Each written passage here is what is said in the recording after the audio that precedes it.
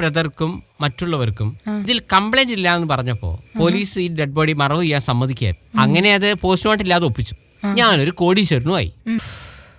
പക്ഷേ പണം കയ്യിൽ വന്നതിന് ശേഷം ഞാനും രമ്യ തമ്മിൽ ഒരുപാട് ഉടക്കുകളുണ്ടായി. അതെന്താ കാര്യം? അവൾ എന്നോട് ദിവസം ദിവസം പണം ചോദിച്ചു വരും. എനിക്കത് വല്ലാതെ ബുദ്ധിമുട്ടായി തുടങ്ങി.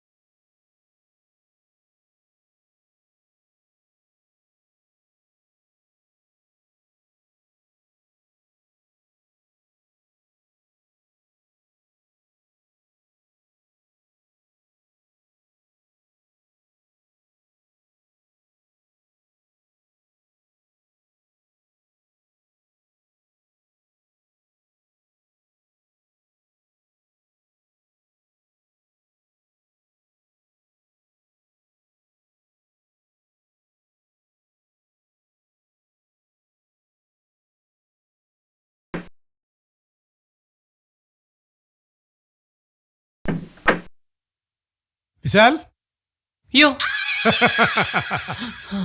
വണ്ടി എടുക്ക.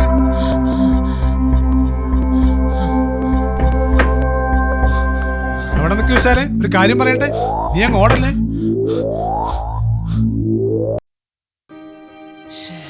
Hello, good morning. Vishal sir അല്ലേ? അതെ, ഇരിക്കൂ. ആരാ, എന്താ കാര്യം? സാർ, എന്റെ പേര് ഗ്രീഷ്മ. സാറിന്റെ ഫേമിലൊരു പിയുടെ ഒഴിവുണ്ടെന്ന് കേട്ടു. പിയുടെ ഒഴിവോ? എന്നെ അപ്പോയിന്റ് ചെയ്തൂടെ? ഞാനൊരു ഫ്രഷ് ഗ്രാജുവേറ്റ് ആണേ. ഏയ്, അങ്ങനെ ഒരു ഒഴിവൊന്നുമില്ലല്ലോ എന്റെ ഫേമിൽ.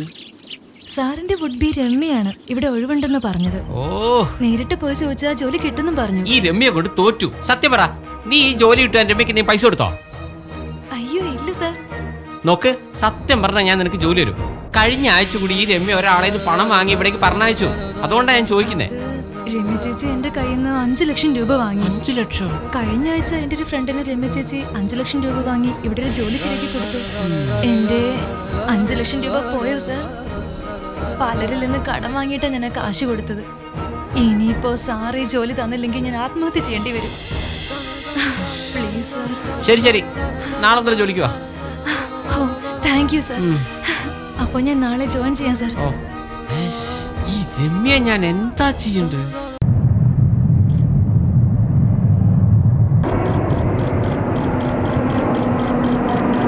എന്ത്? എനിക്കെതിരെ ഇത്രയും വലിയ ചതി നടന്നത് മാമന്റെ അറിവോട് കൂടിയാണോ?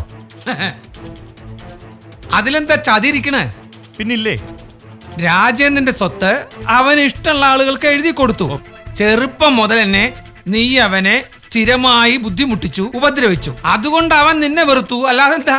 എന്തൊക്കെയായാലും ഇത്രയും കോടി രൂപയുടെ സ്വത്ത് ഒരു ബന്ധമില്ലാത്ത അവൻ എഴുതി കൊടുത്തത് ഒട്ടും ശരിയായില്ല മാമ. നിന്നെ പോലുള്ള രക്തബന്ധത്തിലുള്ള ആളുകളെക്കാൾ നല്ലത് രക്തബന്ധമില്ലാത്ത വിശാലാണെന്ന് അവന് തോന്നിക്കാണും. അല്ലാതെന്താ? എനിക്ക് അല്പം തിരക്കുണ്ടേ, ഞാൻ പോവുകയാണ്. എന്നാ ശരി, പിന്നെ കാണാം. ഒരു കോപ്പിലെ മാമൻ. ഞാൻ അവനെ കൊല്ലും. ഈയിടെ നിഷയൊന്ന് ചിരിച്ചു പോലും കാണുന്നില്ലോ. എന്തിനാ ഇങ്ങനെ മൂടോട്ടാവുന്ന? ഒരു ശപിക്കപ്പെട്ട ജന്മമാണ് എന്റേത്. എല്ലാ മോഹങ്ങളും സ്വപ്നങ്ങളും അടക്കി പിടിച്ച് ജീവിച്ചതാ. വെറുതെ കുറച്ച് സ്വപ്നങ്ങളൊക്കെ തന്ന് രാജേന്ദ്ര സാറ് പോയി. എന്റെ വിധി ഇങ്ങനെയായി. രാജേന്ദ്ര സാറിന്റെ മരണം ഏറ്റവും കൂടുതൽ ബാധിച്ചത് നിന്നെയാണ്. നോക്ക്, വീട്ടിലെ പ്രശ്നങ്ങൾ തീർക്കാൻ പണം ആവശ്യമുണ്ടെങ്കിൽ എന്നോട് ചോദിച്ചാൽ മതി. എത്ര വേണമെങ്കിൽ ഞാൻ തരാം. പണത്തിന്റെ ഒരുപാട് ആവശ്യം എനിക്കുണ്ട്. പക്ഷെ അർഹതപ്പെടാത്ത ഒരു പണം എനിക്ക് വേണ്ട. സാറിന് വിവാഹം കഴിച്ചിരുന്നെങ്കിൽ ആ സ്വത്തെല്ലാം നിന്റേതാവുമായിരുന്നില്ലേ? അതിന് വിവാഹം കഴിഞ്ഞില്ലല്ലോ. എനിക്ക് പണം വേണമെന്ന് ആഗ്രഹമേ ഉള്ളൂ, അത്യാഗ്രഹം ഇല്ല. വിശാലിനറിയോ, ഞാൻ കല്യാണത്തെക്കുറിച്ച് ചിന്തിക്കുമ്പോ ആളുടെ ജാതി, മതം, പ്രായം, സൗന്ദര്യം ഇതൊന്നും കണക്കാക്കാറില്ല. ഇനിയിപ്പോ എന്താ നിന്റെ പ്ലാൻ? മരിക്കുന്നവരെ ജീവിക്കണം, പക്ഷേ അത്ര തന്നെ. അങ്ങനെ ചിന്തിക്കരുത് നിഷേ. ഇനി എന്റെ ജീവിതത്തിൽ മറ്റൊരു കല്യാണം ഇല്ല. ഏയ്, ഇത്രയും ഡിസപ്പോയിന്റ് ആവണ്ട. വാ, ഒരു ചായ കുടിക്കാം. അമ്മേ അമ്മേ, ഞാൻ പോവാണേ. എടാ, അവിടെ നിക്ക്, ഒരു കാര്യം പറയട്ടെ. എന്താ കാര്യം? മാമന് കൊടുക്കാനുള്ള 4 ലക്ഷം രൂപ 8 ലക്ഷം രൂപയെ നമ്മൾ തിരിച്ചു കൊടുത്തല്ലോ.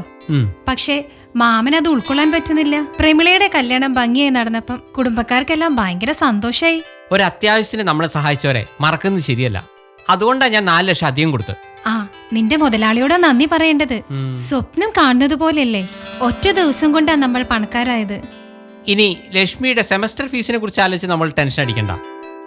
ഞാൻ മൊത്തം സെമസ്റ്ററിന്റെ പണവും മുൻകൂറായി അടച്ചിട്ടുണ്ട്. പിന്നെ അമ്മയുടെ ഓപ്പറേഷന്റെ ഡേറ്റ് കിട്ടിയിട്ടുണ്ട് കേട്ടോ. അടുത്ത മാസം 16-ാം തീയതി.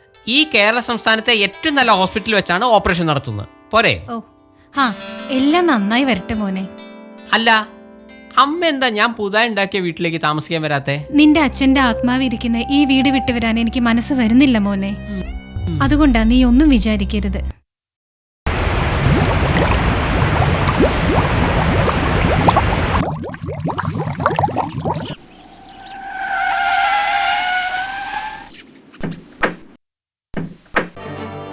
നീ എന്തിനാണ് നടുറോട്ടിൽ വണ്ടി നിർത്തിയേ? അതാടാ വിശാല്, എന്നെ ചതിച്ചാള്. ഞാനൊന്ന് കണ്ടിട്ട് വരാം. അപ്പൊ നീയാണ് വിശാല്. എന്നിൽ നിന്ന് ചതിച്ചു നേടിയ സ്വത്തെല്ലാം നീ എനിക്ക് തിരിച്ചെഴുതി തരണം. തന്നില്ലെങ്കിൽ നീ ഇതൊന്നും അനുഭവിക്കില്ലടാ. നിനക്കറിയില്ല ചന്ദ്രദാസ് ആരാന്ന്. ഓഹോ, ഭീഷണിയാ? അതേടാ, ആദ്യം ഭീഷണി, എന്നിട്ട് നീ തന്നില്ലെങ്കിൽ റേഷൻ കാർഡിൽ തന്നെ നിന്റെ പേര് ഞാൻ വെട്ടും. നീ എന്താന്ന് വെച്ചാ അങ്ങ് ചെയ്. കാണാം ഇവന്റെ അവസാനമാണ്.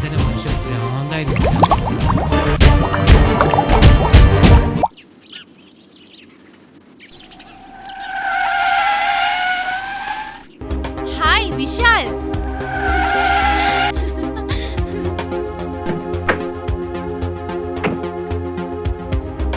ഹായ് വിശാൽ. നോക്ക് തന്നെ, അച്ഛനില്ലേ ഇവിടെ? അച്ഛൻ ബാംഗ്ലൂർ പോയതാ. അടുത്ത ആഴ്ച വരൂ. നമ്മൾ എത്രയായാലും കണ്ടിട്ട്. What is the matter? കഴിഞ്ഞ മാസത്തെ മന്ത്രി സ്റ്റേറ്റ്മെന്റ് ഉണ്ടായിരുന്നു, അത് തരാൻ വന്നു. ഇതൊക്കെ എന്ത് ചെക്ക് ചെയ്യാനാ? അപ്പൊ നീ കറക്റ്റായി നോക്കി ചെക്ക് ചെയ്തിട്ട് സൈൻ ചെയ്യണം. ഇത് അച്ഛനെയും കാണിക്കണേ. അല്ല, വിശാൽ എന്താ ഇങ്ങനെ നിക്കുന്നേ? അകത്തേക്ക് വരൂ. അയ്യോ, എനിക്ക് ഒട്ടും സമയമില്ല, പെട്ടെന്ന് പോണം. ഇന്ന് വിശാലിനെ കാണാൻ നല്ല സ്മാർട്ട് ലുക്ക് ഉണ്ട്. Thank you. വരൂ വിശാൽ, വരൂ, പ്ലീസ് കം. അല്ല, അത് എനിക്കൊരു 5 മണിക്ക് മീറ്റിംഗിന് പങ്കെടുക്കാണ്ട് തന്നെ. കഴിഞ്ഞ തവണ വിശാൽ ഇവിടെ വന്നപ്പോ ഞാൻ കുറച്ച് റഫായി പെരുമാറി. I M so sorry. അന്ന് ഞാൻ എന്തോ കാര്യത്തിന് അച്ഛനോട് തെറ്റി നിൽക്കുന്ന സമയമായിരുന്നു. ഒന്നും വിചാരിക്കരുത് കേട്ടോ. I am really sorry. ഓ, ഞാനതൊക്കെ അന്നേ മറന്നു. ഓ, you are a very nice person. നീ ഒരു കാര്യം ചെയ്യും, ഈ ഫയലൊന്ന് അച്ഛനെ ഏൽപ്പിക്കും. അപ്പൊ ഇന്ന് മുതൽ നമ്മളൊരു പുതിയ ഫ്രണ്ട്ഷിപ്പ് തുടങ്ങുന്നു. ശരി. Okay, okay, all the best. കാണാം. Thank you. ഇയാളെ കല്യാണം കഴിച്ച മുഴുവൻ സ്ഥാപനങ്ങളും എന്റെ പേരിലാവും. പക്ഷേ വിശാലിന്റെ ക്യാരക്ടർ ഒരു പിടുത്തം കിട്ടുന്നില്ലല്ലോ. നോക്കാം.